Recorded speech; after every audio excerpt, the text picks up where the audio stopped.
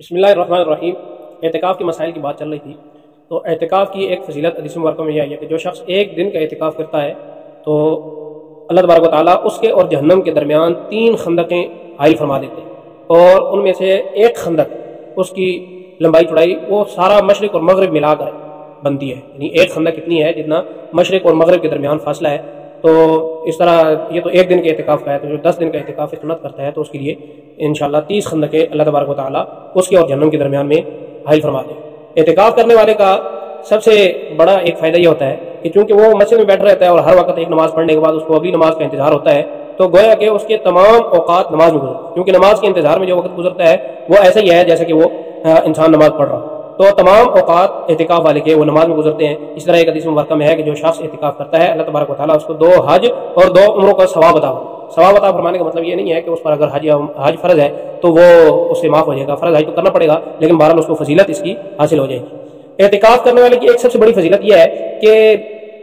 حدیث مبارکہ کا مفہوم ہے کہ اس کے گناہ لکھے نہیں جاتے، اللہ تبارک و تعالیٰ اس کے گناہ لکھتے نہیں ہیں، اور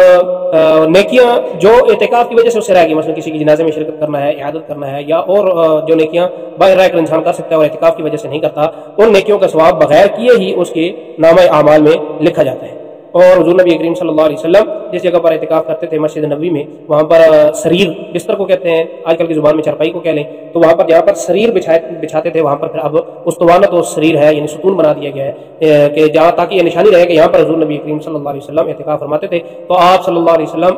جہاں پر اعتکاف فرماتے تھے آج بھی لوگ وہاں پر نوافل پڑھ کر اپنے لیے برکت حاصل کرتے ہیں۔ اعتکاف جو ہے یہ 3 قسم پر ہے، ایک واجب اعتکاف ہے اور ایک سنت اعتکاف ہے اور ایک نفل ہے۔ واجب اعتکاف وہ ہے کہ اگر کوئی انسان نظر مان لے، منت مان لے کہ اگر میرا فلاں کام ہو گیا میں فلاں دن کا اعتکاف کروں گا، تو وہ اس پر واجب ہو جاتا ہے کیونکہ وہ اس نے خود اپنے اوپر لازم کیا ہے۔ دوسرا اعتکاف رمضان کے آخری عشرے کا اعتکاف، یہ سنت اعتکاف ہے، لیکن یہ سنت مؤکدہ علی الکفایہ ہے، یعنی سنت مؤکدہ جو ہوتی ہے وہ واجب کے حکم میں ہوتی ہے اور جو نہ کرے تو اس پر گناہ ہوتا ہے، لیکن یہ سنت مؤکدہ علی الکفایہ ہے کہ پورے محلے میں سے کوئی ایک شخص بھی اگر اعتکاف بیٹھ جائے تو اس کو باقی سب سے گناہ معاف ہو جاتا ہے۔ اور مسجد میں اعتکاف کرنا، پھر مسجد کئی قسم کی ہوتی ہیں، تو سب سے زیادہ فضیلت والا اعتکاف مسجد حرام میں ہے، اور پھر اس کے بعد مسجد نبوی میں ہے، اور اس کے بعد مسجد اقصیٰ میں ہے جو آج کل اسرائیلیوں کے اور یہودیوں کے ظلم کے پنجے میں ہے۔ تو تیسرے نمبر پر جو اعتکاف فضیلت والا ہے وہ مسجد اقصیٰ میں ہے، اور پھر اس کے بعد جامع مسجد ہو اس میں ہے، اور اس کے بعد مسجد الجماع جہاں پر مسجد میں جماعت ہوتی ہے، اور پھر اس کے بعد مطلق مسجد تو بنا دی گئی لیکن اس کے لیے امام مؤذن مقرر نہیں کیا گیا، لیکن مسجد ہے، نماز کی جگہ ہے، تو وہاں پر اعتکاف کرنا یہ سب سے آخری درجے میں فضیلت کے اعتبار سے ہے۔ تو مساجد میں جو دنیا کی باتیں کرتے ہیں، مسجد کا بہت بڑا درجہ ہے تو اس وجہ سے اس کا احتیاط بھی اس کی بہت زیادہ ہے، جیسا کہ باہر اگر کوئی انسان گناہ کرتا ہے، گالی دیتا ہے یا گانے سنتا ہے، مسجد میں اگر کوئی گالی دے یا گانے سنے تو اس کو زیادہ گناہ ہے۔ اسی طرح اگر کوئی مسجد حرام میں، اب وہاں پر ثواب کتنا ہے، ایک نماز کا ثواب 1,00,000 نمازوں کے برابر ہے، لیکن اگر کوئی شخص جو ہے وہاں پر گناہ کے بارے میں سوچے بھی تو اس کا مواخذہ ہوگا۔ تو جتنی بڑی فضیلت کی بات ہوتی ہے اتنا ہی زیادہ احتیاط کرنی پڑتی ہے۔ تو اعتکاف والے کی فضیلت تو بہت زیادہ ہے کیونکہ اللہ تبارک و تعالیٰ کا مہمان ہوتا ہے، اور اللہ تعالیٰ اپنے مہمان کے گناہ لکھتا نہیں، اور وہ ہر وقت جو ہے وہ اس کو نماز کا ثواب ملتا رہتا ہے، ہر وقت وہ ثوابی کی حالت میں ہوتا ہے۔ لیکن اس میں یہ ہے کہ انسان لایانی باتیں، لاغو باتیں، فضول باتیں نہ کرے، اس لیے کہ حدیث مبارکہ کا مفہوم ہے کہ مسجد میں جو ہے وہ باتوں کرنے والوں کے ساتھ نہ بیٹھو، اللہ کو ان کی کوئی ضرورت نہیں ہے، گویا کہ یہ اللہ تبارک و تعالیٰ کی طرف سے اعلان لا تعلقی ہے۔ اور مسجد میں یہ فرمایا، ویسے تو آپ صلی اللہ علیہ وسلم رحمۃ للعالمین تھے، مسلمانوں کی مصالح کے لیے بہت زیادہ کام فرماتے تھے، لیکن فرمایا کہ جو کہ مسجد میں اپنی کسی گمشدہ چیز کے لیے اعلان کرے تو تم اس کو بدعا دو، تم اس کو کہو اللہ کرے تمہاری یہ چیز نہ ملے، کیونکہ مساجد ان کاموں کے لیے نہیں ہے۔ اور اسی طرح یہ ہے کہ مسجد میں بات کرنا یہ مکروہ ہے، اور یہ ایسا مکروہ ہے کہ جو نیکیوں کو کھا جاتا ہے۔ مسجد میں کوئی جائز بات کرنا بھی یہ بھی اچھی بات نہیں ہے، تو مسجد میں کیونکہ پہلے وہ جائز بات جو ہے پھر اس کو اللہ کو باتوں کی طرف لے کر جائے گی، تو جو لوگ اعتکاف بیٹھے ہوئے ہیں، لیکن اس کے لیے یہ بھی ہے کہ اس کو چپ کا روزہ نہیں سمجھنا، اسلام میں یہ چپ کا روزہ نام کی کوئی چیز نہیں ہے۔ چپ رہنا اس نیت کے ساتھ کہ اس کے ساتھ شاید ہمیں ہو سکتا ہے ثواب ملے، اس نیت کے ساتھ چپ رہنا تو یہ تو مکروہ تحریمی ہے، اس کے بجائے کوئی ذکر وغیرہ کر لیا جائے، ذکر کر لیا جائے، اللہ تبارک و تعالیٰ کے نشانیوں میں کر لیا جائے۔ جس میں ہے کہ اب کو فی المسجد ظلمۃ فی القبر، کہ ہنسنا، کھلکھلا کر ہنسنا، کیا کمارنا، زح کہتے ہیں وہ ہنسنا کہ جس کے اندر دانت ظاہر ہو جائیں اور بہت ہی بے تکلفی سے ہنسنا، تو یہ قبر میں تاریکی لاتا ہے، قبر میں اندھیرا پیدا کرتا ہے۔ ہاں البتہ مسکرا لیا جائے تو اس میں کوئی حرج کی بات نہیں ہے، تو چونکہ حضور نبی کریم صلی اللہ علیہ وسلم کا زیادہ تر وقت مسجد نبی آپ صلی اللہ علیہ وسلم مسکراتے تھے، تبسم فرماتے تھے، لیکن آپ صلی اللہ علیہ وسلم سے زح کا قول کبھی کبھار کا ملا ہے، وہ بھی مسجد سے باہر کا کہ آپ صلی اللہ علیہ وسلم اتنا ہنسے کہ آپ صلی اللہ علیہ وسلم کی ڈاڑھ مبارک وہ سامنے نظر آ گئی۔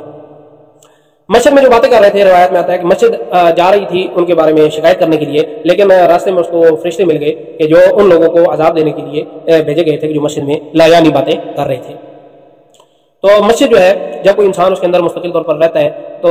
وہ اس کے ساتھ عادی ہو جاتی ہے، مسجد اس کے لیے دعا کرتی ہے، اور اگر کبھی وہ اس کو نہ ملے تو وہ اس کا انتظار کرتی ہے، اور مسجد اس کے فراق میں روتی ہے اور یہ خواہش کرتی ہے کہ وہ جو مستقل جو نمازی ہے جو میرے پاس آتا تھا ہمیشہ، تو وہ جو ہے میرے پاس دوبارہ سے آ جائے، اس کی خواہش ہوتی ہے۔ تو 3 آدمی جو ہے وہ اللہ کی ضمانت میں ہوتے ہیں، یعنی اللہ تبارک و تعالیٰ کی طرف سے ان کو جنت کی ضمانت ہوتی ہے۔ ایک وہ شخص جو کہ مسجد میں ہے، ایک وہ شخص جو جہاد کرنے کے لیے جہاد کے راستے میں ہے، اور ایک وہ جو کہ حج کرنے جا رہا ہے۔ اور فرمایا کہ ان المسجد بیت کل تقی، بے شک مسجد ہر متقی کا گھر ہے۔ اور جیسا کہ ہمیں پتہ ہے کہ تقویٰ یہ بہت اہمیت کا حامل ہے کہ قرآن مجید کا نزول جو ہوا ہے متقین کے لیے ہوا ہے، الف لام میم ذالک الکتاب لا ریب فیہ ھدی للمتقین، یہ ہدایت ہے متقین کے لیے۔ اسی طرح اللہ تبارک و تعالیٰ کے نزدیک سب سے زیادہ عزت والا کون ہے؟ ان اکرمکم عند اللہ اتقاکم، جو سب سے زیادہ تقویٰ والا ہے۔ اور روزہ جو ہے وہ اس کا مقصد کیا ہے؟ لعلکم تتقون، تاکہ تم تقویٰ اختیار کرو۔ تو جب وہ مسجد میں رہتا ہے انسان تو وہ متقین میں سے ہو جاتا ہے، اور پھر مسجد میں رہنے والے چونکہ متقی ہوتے ہیں، معتکف ان لوگوں کے ساتھ رہتا ہے۔ اللہ تبارک و تعالیٰ نے تقویٰ حاصل کرنے کا طریقہ قرآن مجید میں کیا فرمایا ہے؟ یا ایھا الذین آمنوا اتقوا اللہ وکونوا مع الصادقین، یہ سچوں کے ساتھ ہو، وہ جن میں لوگ ہوتے ہیں متقی سچے ہوتے ہیں ان کی ہو جائے گا تو پھر انسان کو انشاءاللہ تقویٰ بھی نصیب ہو جائے گا۔ حضرت ابراہیم علیہ السلام اتنے جلیل القدر پیغمبر ہیں، انہوں نے دعا جو اللہ تبارک و تعالیٰ سے کی ہے وہ کیا دعا کی تھی؟ الحقنی بالصالحین، اے اللہ مجھے نیک لوگوں کے ساتھ ملحق کر دے، ان کے ساتھ ملا دے۔ تو یہ جو اعتکاف کرتے ہیں لوگ وہ نیک لوگ ہوتے ہیں، اور معتکف کو خود بخود یہ فضیلت حاصل ہوتی ہے کہ وہ ان نیک لوگوں کے ساتھ رہتا ہے۔